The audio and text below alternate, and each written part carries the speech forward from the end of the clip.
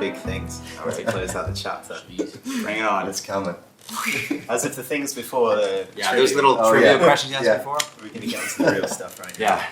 Let's get some meat in this warm up. One of the most interesting words for me in the whole book, and we're just touching on this more spiritual angle of it all lately, in the last few minutes, you say, I can only elucidate the qualities in a woman that make me pause. And what makes me a pause, my love? Devotion. Absolute devotion. Yeah. And devotion is very spiritual quality. Yeah. And I wonder what is it? What is devotion in a woman that you see? How do you know that she's got it? Yeah. Whew.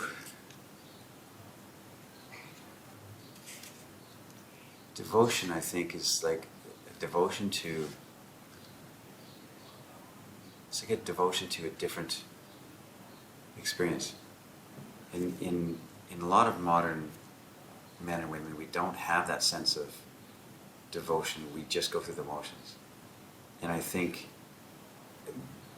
what I'm attracted to in women is the same spirit that I'm presenting, which is, yeah, I might be nervous, and yeah, I might be all these things, but I'm sure delighted to be here in your company, girl. And I want to feel that back. If a woman's playing hard to get or aloof, I lose interest. I don't want that. I don't want to fight for your attention. I don't want to convince you of anything. There's nothing in my world that wants to convince. I did enough of that when I was young, trying to convince.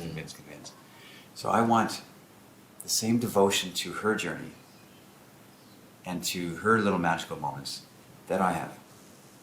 Do you want to be matched, equaled in that sense? Yeah, in matched in that quiet excitement about possibilities.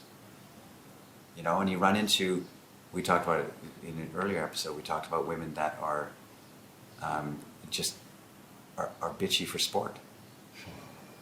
Right? Because who do you think you are to talk to me? And compared to women who are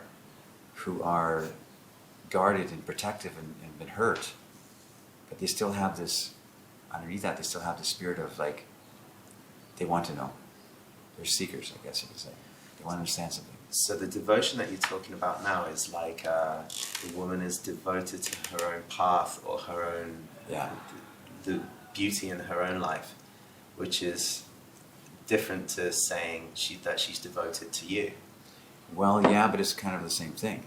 For instance, I could never go to bed with a girl who isn't there wholeheartedly and excited to be there.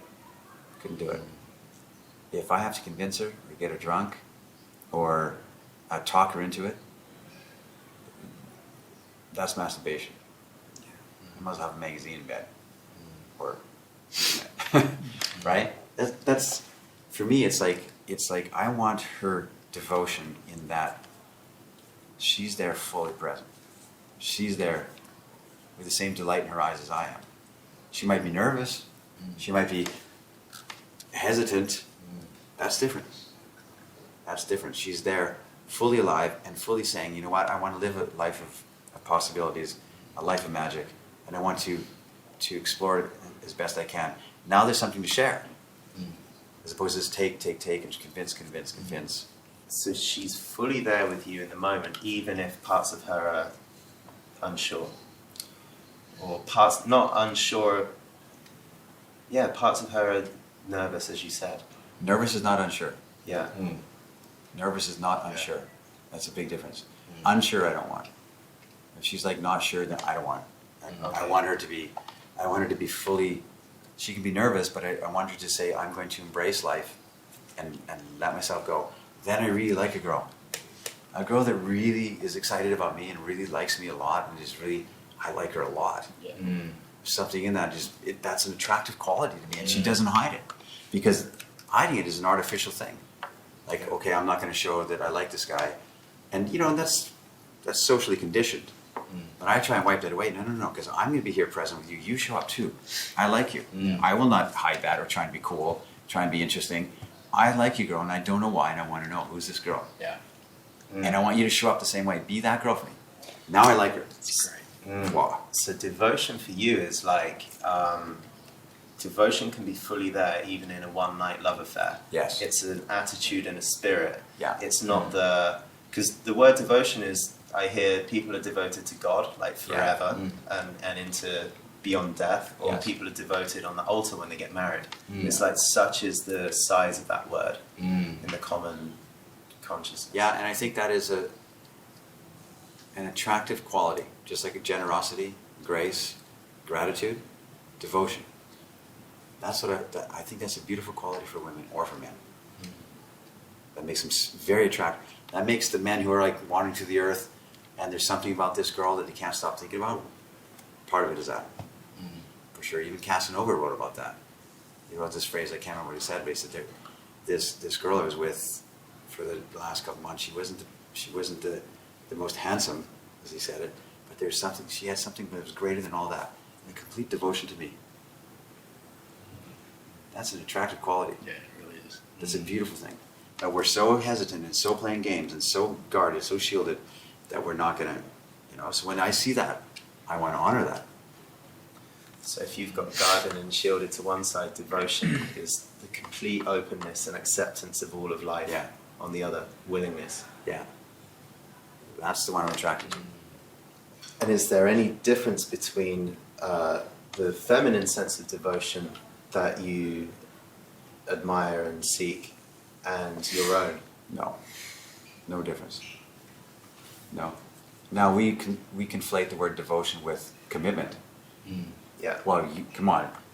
There's no devotion if you don't settle down with a woman and promise her that you can stay with her for the rest of your life. That's not devotion. It's a different thing. Commitment and obligation are not devotion. Yeah. So devotion is for you is a moment to moment, fully being there. Yeah. Saying I want to be part of something. I want to be caught up out of the mundane life that we have.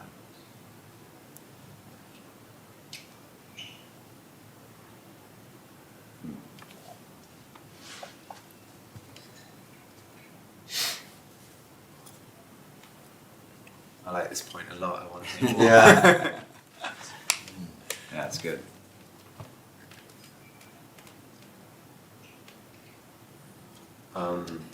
You have something else on it? Not on devotion.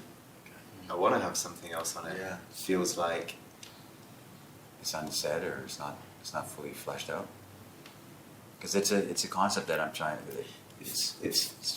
to understand. yeah, it feels like the culmination of everything here, but it kind of like a mountain. Devotion is like the peak of the whole mountain. How to describe everything that's been said so far, and like what is the utmost alive, most committed,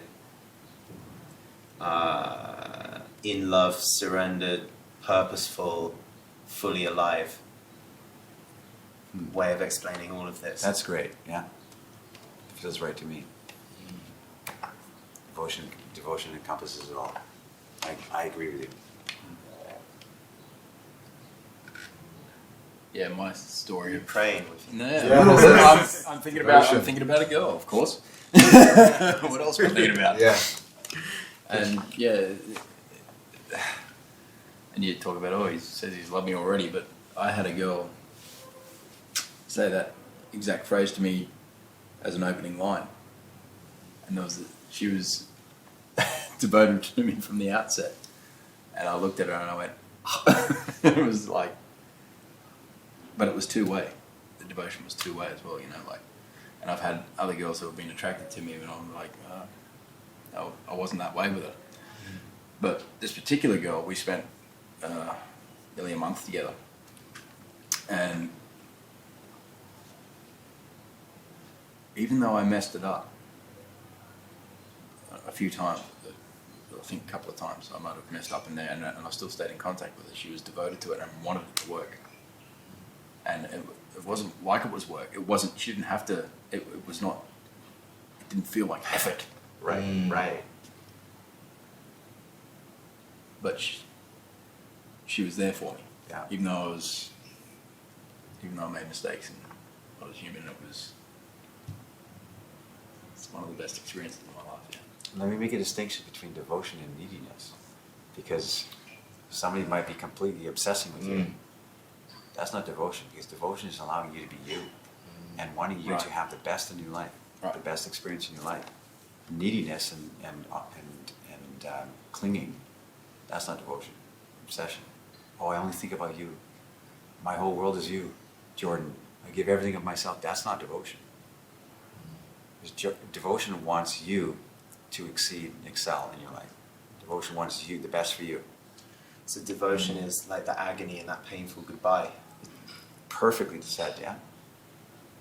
There's a generosity of spirit too. You see? It's not like, I'm devoted to you, now I'm going to grab onto you, and that's not it at all. All these things are like such a distinction, it's such a fine line. But it's for sure, devotion is not obsession. I'm starting to see a growing trend, a bigger truth. We talked about even little things like compliments. It's about complimenting for them, not because you want a reaction for them. Right. Even a small thing. And now we're talking about devotion for them because we want to see the best in them, not because there's commitment where we feel we should out of obligation. So there's this growing thing between the words you say, that the spirit, it's all about them. It's not about the outcome you get, which is where you get neediness, selfishness, taking, not giving. It's just this kind of communication through everything you do. It's about genuine intrinsic rather than what you get back. Yeah. It's that. That's it, and it all layers together. The concept of generosity we talked in an earlier episode, it's the same thing. Generosity of spirit. Not giving you money and here's my shirt, necessarily. It's a generosity of spirit that they want the best for you. A woman once said this to me, and I think I wrote it in the book. She said, the best kind of women see the potential in man that he doesn't see in himself. The best kind of woman for you sees the potential that you may not see for yourself, and quietly calls that forth from you. So their spirit of generosity, the devotion of that. That's incredible. So they say behind every great man is a great woman. It's that kind of feeling. It's exactly. You know why this word has stuck so much to me? I'm glad we held the silence and continue with it. Is that I think that I've tasted every word and concept and experience in this whole book, from the beauty of the feminine, that life-giving force, the experience in Brazil, the dark and the masculine, and the whole polarity and paradox of it. But I feel like that word devotion is something that I've tasted a little and I've received a little, but I've always held back from a little bit to fully give or be or enact in myself. Feels like there's a peak on that pyramid and I think devotion is that. It's your next step, next journey. And it feels simple, you know. You tell the story of the Mexican girl, stripper, that you met in a club one night. She came to visit you every single day with coffee and music and all this. Yeah. The story's in the book. And just imagine by the way that you tell that story that there's something in the way she'd get out of her car and just walk up the patio towards your apartment with that stuff in her house that had something of a pilgrimage. In a way, like that kind of spirit is like fully tasting the importance of what it means to meet you and your friends and spend that time with you every single day. It's not a hurried, better see Zan before I go to work type thing. It's going to enjoy every single step of this because this is the holy thing, this meeting between woman and man. Which is the way I see it. Because I call that forth. I want to see it like this. Let's present ourselves to each other like this when we see each other. She does. Because I keep saying that phrase, you know, like I call I call men to a higher standard. Because I see it in them. The same as I call my young self to a higher standard. I call myself to a higher standard. Let's have a better experience, a better conversation. And I call women to a higher standard too. The story of the girl that, you know, was a stripper. She told me about all of her betrayals and abuse and abandonments and all the bad things she happened to her from men. I said, I get that. I feel that. I understand that. And I respect that and I honor that, but not here. Whatever you've experienced in your life to this point, that's not going to be between you and me. So when I see you again, be a beauty. Show up in your real beauty. Because when I see you, I'm going to see a beautiful girl. I'm going to see a beauty that shows up. I'm going to see your true beauty coming to me, and I'm going to be excited to see that. And I wasn't even living there. I said, I'm going to be leaving in a month, and I may never see you again. But if I ever see you again, I'm going to see you as a true beauty. So show up that way, because that's how I'm going to respond to you. That's how I'm going to receive you. You see? You can mistrust men out there. This is my first 20 years of talking to her. In a strip club. Yeah. You can mistrust men out there and but not here. And I'm asking you this because this is what I want. I want to call you to that higher standard. I didn't say that, but that's what it was. And she showed up. Met her in the strip club. She showed up for the next month. We were in Texas there, and she brought her paintings to our space. She showed up every day in a sundress, wanting to be caught up in that. She said, nobody's ever said that to me before. So I called her to a higher standard that I wanted to see, which is a higher standard to be a beauty, because I will see you as a beauty and only as a beauty. So be that girl. I'm hearing you in a totally different way now. I've heard you say those words for years and years. The higher standard, calling forth the beauty in her, and nodded my head and got it, and feel like I've done my own version of that. But this is taking on a much more mystical kind of understanding. But I imagine if I'm lost in the Himalayas for 3 weeks and then I get to the top of the mountain, there's a little temple up there, some incense and some gifts, and it's the first thing I've seen for that long. I'm going to look through every perspective at every single element and object that was placed in the sacred temple, fully drink in and appreciate every part of it. And I imagine that when you're calling forth that kind of beauty, there's an intention and a belief of that kind of nature. Yes. It's not like there's another beautiful girl, let's call forth more beauty. In a day-to-day sense, it's, okay, I'm really, really here, and this is something really unique that I'm fully focused on. Yeah, and that's the devotion. Like, I want everything. I want you, I want that girl, I want everything. Because I want to give everything. I'm leaving in a month. But I want everything. And I want to give everything. You see what I'm saying? It's like,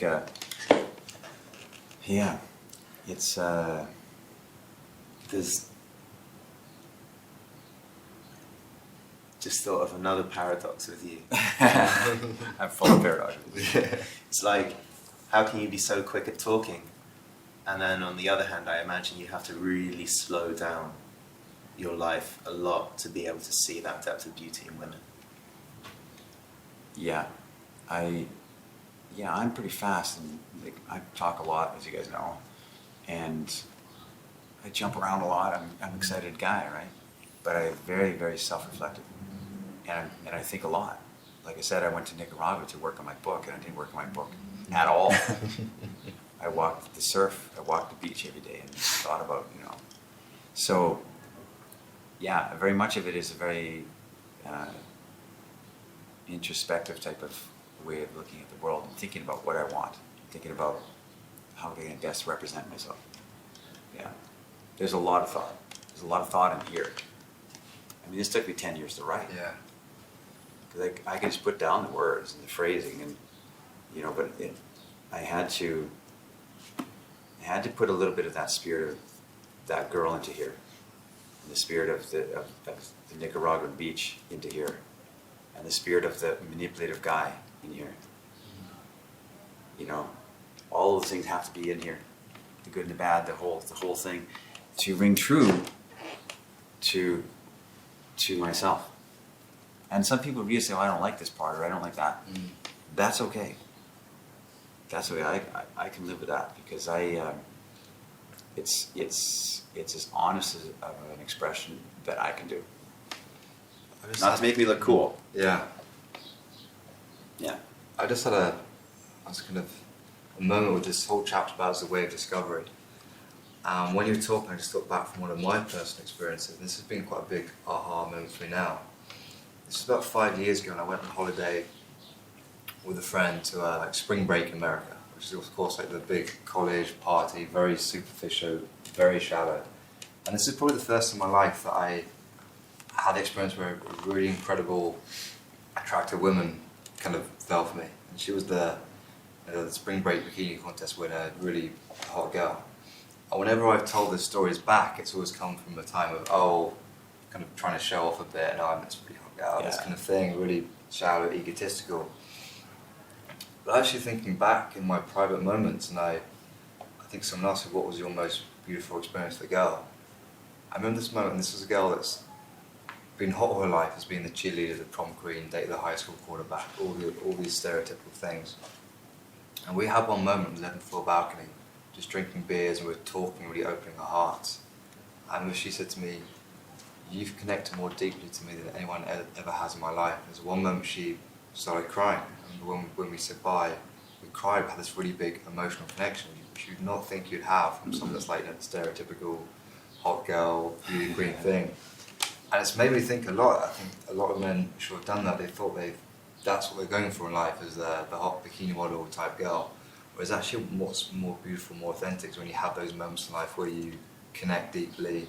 Yeah, and there's a physical attraction too. Of course, yeah. When you can have someone actually be crying leaving you that's that crazy attractive because you've had such a good connection. It seems like the message of this book, The Discovery, is that's what it's about. It's those beautiful moments of connection and the attractiveness as well. Yeah. That's the only thing to head for. That's For what sure. we're looking for, is Yeah. that spirit of Those moments. those moments.